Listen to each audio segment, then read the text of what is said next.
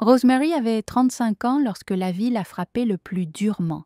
Après 7 longues années de mariage et d'innombrables tentatives infructueuses pour avoir un enfant, son mari est parti sans un mot, juste un petit mot sur la table de la cuisine. « Je ne peux plus faire ça, je suis désolée. » Et comme ça, il est parti.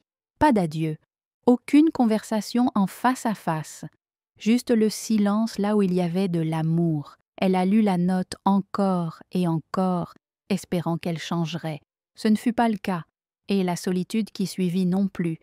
Rosemary a lutté contre la honte, le chagrin et le poids écrasant des rêves qui lui glissaient entre les doigts. Elle avait voulu être mère plus que tout, mais maintenant, elle était seule, sans enfant, divorcée et noyée dans les questions. Qui était-elle sans lui, sans famille? Mais Rosemary n'était pas le genre de femme à rester ensevelie sous la douleur. Puis, un après-midi, alors qu'elle faisait du bénévolat dans un centre de protection de l'enfance, elle a rencontré 5 garçons qui ont tout changé. C'étaient des frères, tous âgés de moins de 10 ans, vêtus de vêtements dépareillés et les yeux pleins de questions. Leurs parents étaient morts dans un incendie, les laissant orphelins et indésirables. Leurs proches les ont repoussés, ne voulant pas élever 5 enfants à la fois. Un travailleur social les a décrits comme un ensemble de mesures dont personne ne veut. Rosemary les regarda et vit plus que des enfants abandonnés. Elle a vu quelque chose de familier, la douleur, la peur et le genre de silence qui n'arrive qu'après avoir été rejeté trop de fois. Cette nuit-là, elle n'a pas pu dormir. Leur visage restait gravé dans son esprit. Elle pensait à quel point elle avait autrefois rêvé d'être mère, comment ce rêve lui avait été volé. Et maintenant, il y avait une chance. Ce n'était pas la vie parfaite et planifiée dont elle rêvait autrefois, mais un véritable amour brut et non filtré qui frappait à sa porte. Elle n'avait pas grand-chose. Un revenu modeste, une petite maison et aucun partenaire pour partager le fardeau. Mais elle avait un cœur plein d'amour et il criait pour être utilisé. Alors elle a pris une décision. Un par un, elle les ramena à la maison. D'abord vint Henry, l'aîné, timide mais farouchement protecteur. Puis Kenneth, le penseur silencieux avec des yeux qui semblaient toujours tout observer. Les jumeaux, Joshua et Joseph, sont arrivés ensuite. Des fauteurs de troubles inséparables, avec des sourires capables d'illuminer la pièce la plus sombre. Et enfin, Baby Divine, la plus jeune, à peine 5 ans, avec des joues si douces qu'on ne pouvait s'empêcher de les pincer. Les premiers jours furent chaotiques, les frais de scolarité s'accumulaient, la nourriture était parfois rare et les nuits blanches devenaient la norme. Il y eut des crises de colère, des meubles cassés, des genoux écorchés et d'innombrables visites à la clinique. L'adolescence frappait comme une tempête, les attitudes s'échauffèrent, les voix s'élevèrent et les portes claquèrent plus fort que le tonnerre. Mais au milieu de ce désordre, quelque chose de beau a grandi. Il y avait des moments où ils dansaient sous la pluie, pieds nus, et riaient comme des bêtes sauvages. Ils chantaient ensemble le dimanche, la musique gospel remplissant leur petit salon, tandis qu'ils mangeaient du riz jollof et racontaient des histoires sur des assiettes fumantes. Rosemary leur a appris à nouer des cravates, à s'excuser, à cuisiner et, surtout, à aimer. Elle n'était pas parfaite. Il y avait des jours où elle pleurait doucement dans la salle de bain, bouleversée et incertaine. Mais elle n'a jamais abandonné. Chaque câlin, chaque réprimande, chaque histoire au coucher était donnée avec le genre de dévotion que seule une vraie mère pouvait offrir. Et petit à petit, les garçons ont commencé à s'épanouir. Henry est entré à l'université grâce à une bourse.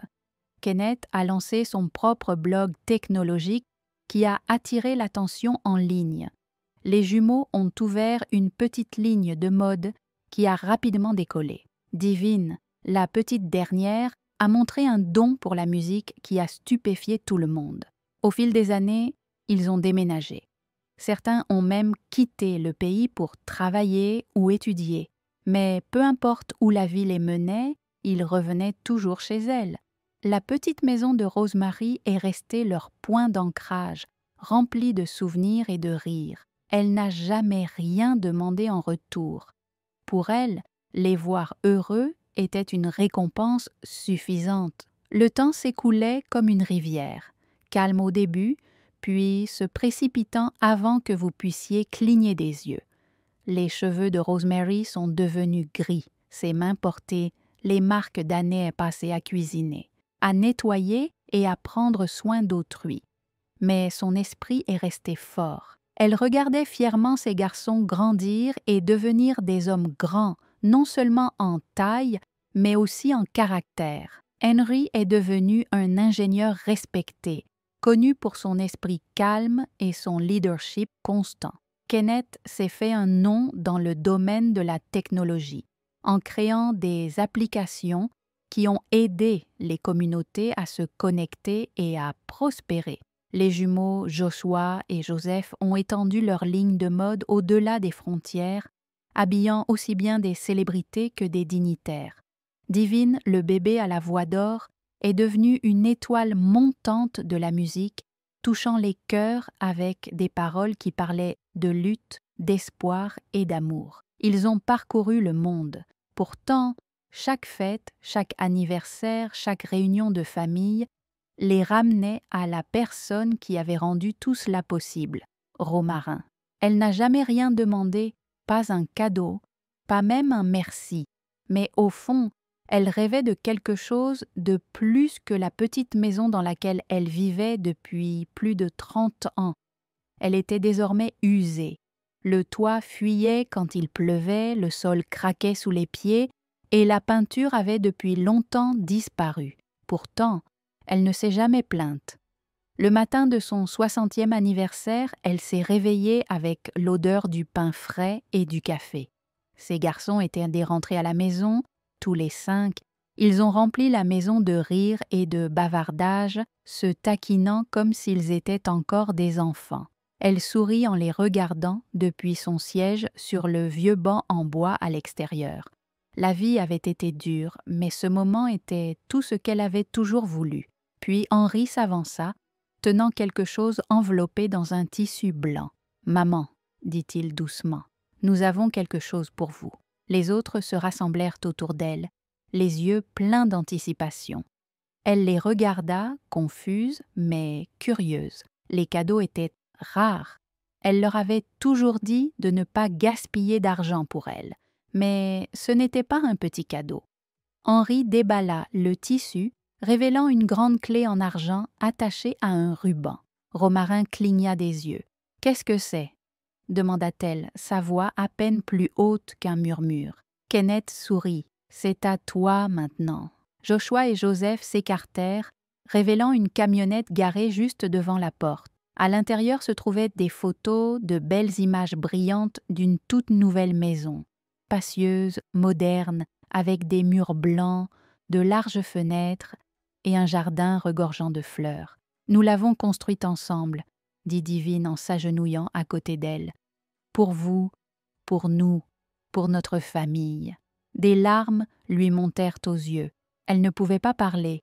Son cœur battait fort dans sa poitrine comme s'il essayait de s'échapper. Toutes ces années de sacrifice, de dons sans rien attendre en retour, avaient conduit à ce moment. « Je ne sais pas quoi dire, » parvint-elle finalement à dire, la voix tremblante. « Tu n'as rien à dire, » dit doucement Henri. « Nous voulons juste que vous le sachiez. Nous nous souvenons de tout.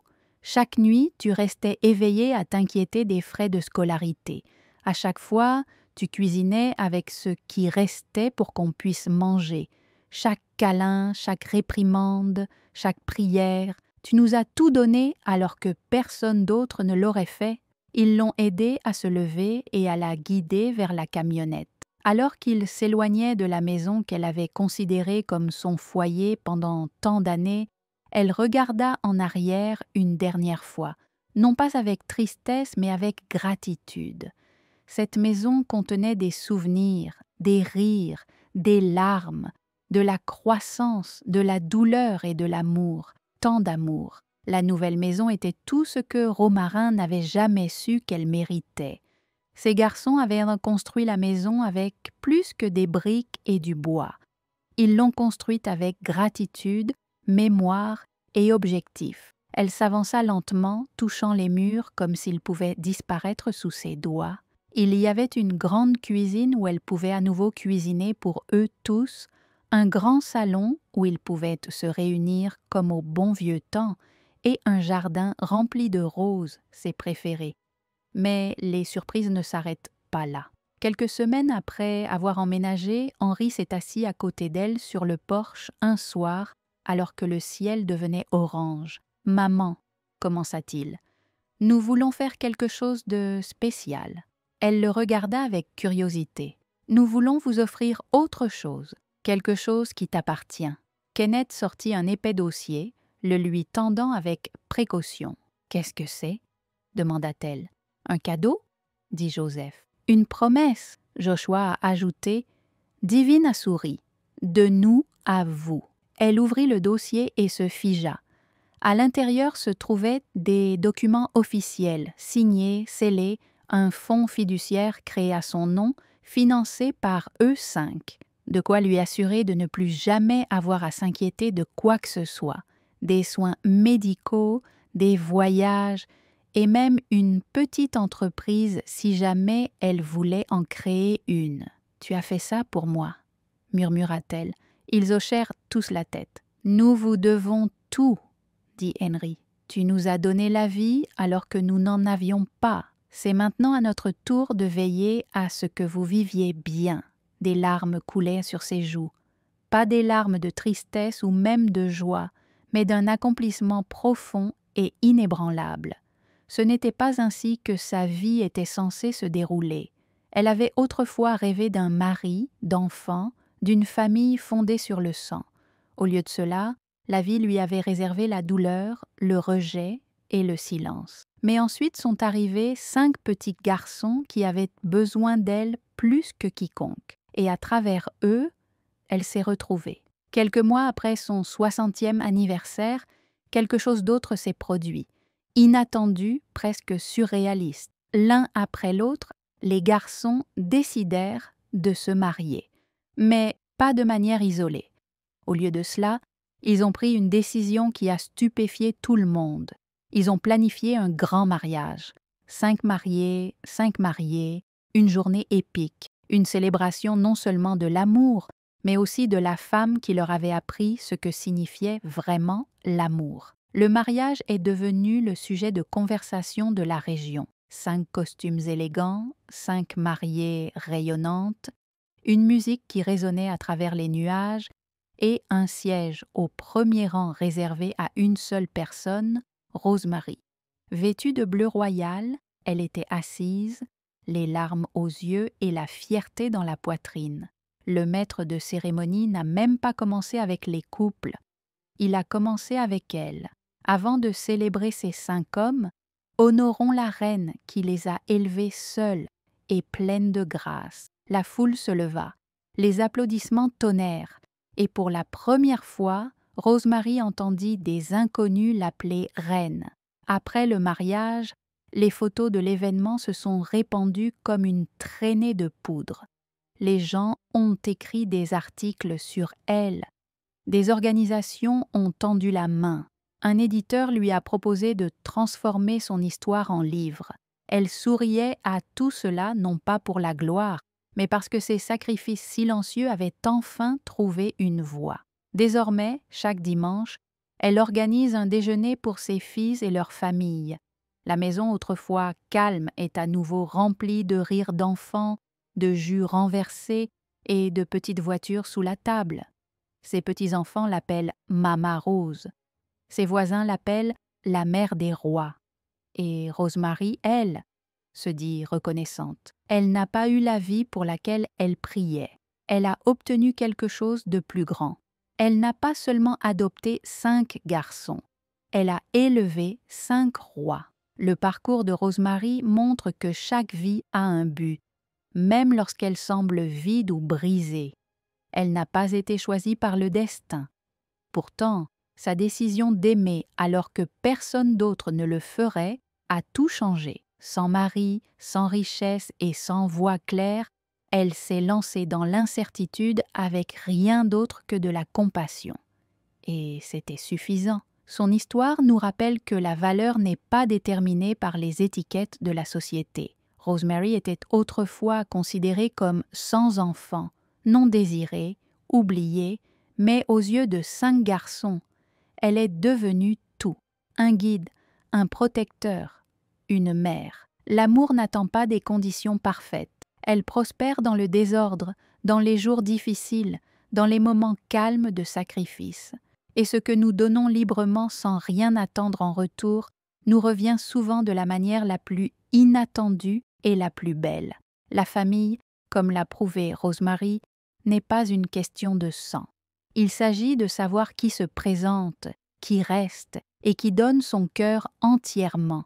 Sa douleur ne la définissait pas, ses choix l'ont fait. Et en choisissant l'amour, elle a construit un héritage bien plus grand que tout ce qu'elle avait pu imaginer, parce que parfois ce dont le monde a le plus besoin, c'est de quelqu'un d'assez courageux pour s'en soucier. Si cette histoire a touché votre cœur, ne la gardez pas pour vous. Aimez, commentez, partagez et abonnez-vous à notre chaîne YouTube pour découvrir d'autres histoires puissantes et inspirantes de la vie réelle. Merci beaucoup d'avoir regardé.